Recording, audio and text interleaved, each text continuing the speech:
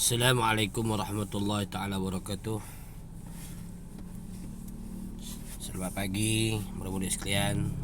Harap Allah Subhanahu wa taala berikan kesihatan kepada adik-adik sekalian.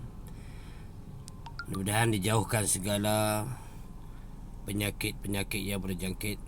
Insya-Allah doa daripada ustaz dan murid-murid sekalian pun mana perlu berdoa pada ustaz juga. Mudah-mudahan ustaz sentiasa dalam keadaan sihat walafiat. Murid-murid sekalian, insya-Allah kita pelajaran yang pertama, kita masuk pula ke pelajaran yang kedua, itu muka surat 2, masih lagi dalam bab tayamum. Itu di antara bacaan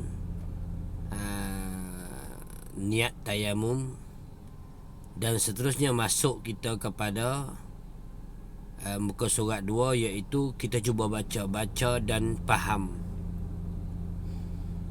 perbualan di antara murid dan juga mana ustaz. Ustaz, tangan saya sakit dan tidak boleh terkena air. Bagaimanakah saya hendak berwuduk? Itu di antara soalan yang murid perlu jawab. Ustaz, tangan saya sakit ni dan tidak boleh terkena air. Kalau kena air, nasihat daripada doktor tak boleh, akan melibatkan berjangkit ataupun bertambah sakit. Bagaimana saya nak berwuduk? Maka dijawab oleh ustaz, mudah saja, kamu boleh bertayamum bagi menggantikan wuduk. Sebagai menggantikan wuduk tadi ni, kita boleh bertayamum. Ustaz dah tunjukkan dah macam mana cara-cara kita berwuduk. Disapu kepada muka, kedua belah tapak tangan diletakkan kepada debu yang bersih, dan disapu kepada muka dan disapu kepada kedua belah tangan. Maka murid tadi ni menyoal lagi, jadi kita boleh bertayamum apabila kita sakit dan tidak boleh berwuduk? Maka jawapan daripada ustaz, bukan sakit sahaja, bahkan banyak lagi sebab lain-lain yang mengharuskan kita bertayamum. Antaranya apabila tiada air.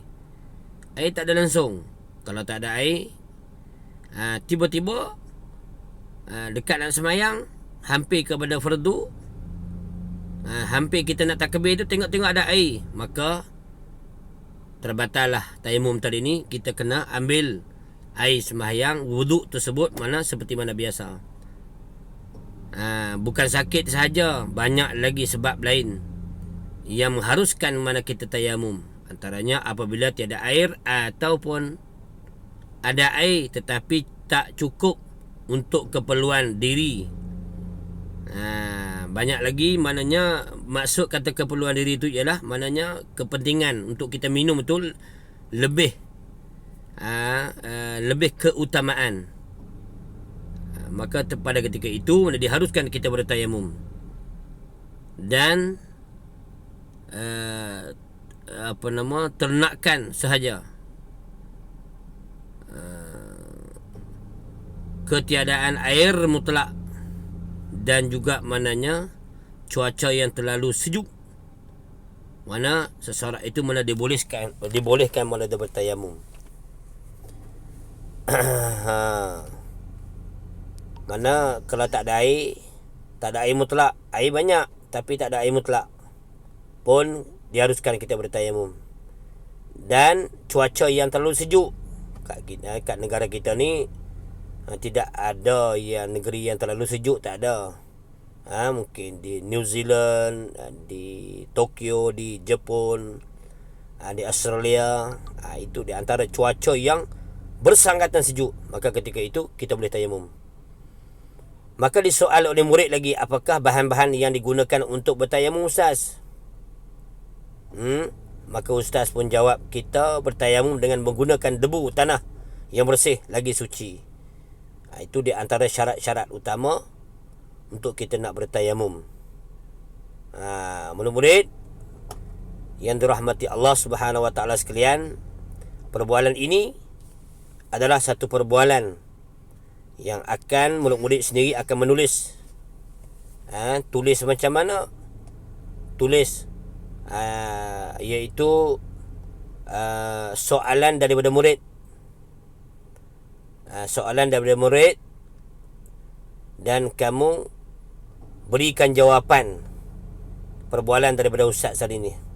Yang ustaz bagi jawapan, kamu tuliskan jawapan tersebut di dalam buku dan kamu edarkan ke dalam grup untuk pengetahuan ustaz. InsyaAllah contoh dia, kamu tanya ustaz, "Ustaz, tangan saya ni sakit, macam mana ni?" Buatlah satu dialog yang boleh memberikan satu persoalan terhadap mana ustaz. "Ustaz, saya ni sakit, tak boleh kena air. Macam mana, bagaimana saya nak berwuduk?" Maka jawapan ustaz, dia kata, "Mudah je, kamu boleh bertayamum bagi mengangkat wuduk." Itu contoh dia. Ada berapa soalan? 1, 2, 3 soalan. Jadi kamu jangan tengok buku lah. Bila kamu dah baca, kamu dah faham daripada perbualan di antara murid dengan ustaz tadi ni, kamu dah faham, kamu buat soalan. Kamu buat soalan di dalam buku dan kamu jawab. Dialog di antara murid dan juga mana guru. InsyaAllah, mudah-mudahan selamat menjawab dan mudah-mudahan diberikan mana kefahaman dalam tajuk iaitu menghayati ataupun dipanggil persoalan dialog di antara ustaz dan juga mana murid-murid sekalian. Wallahu subhanahu wa ta'ala a'lam.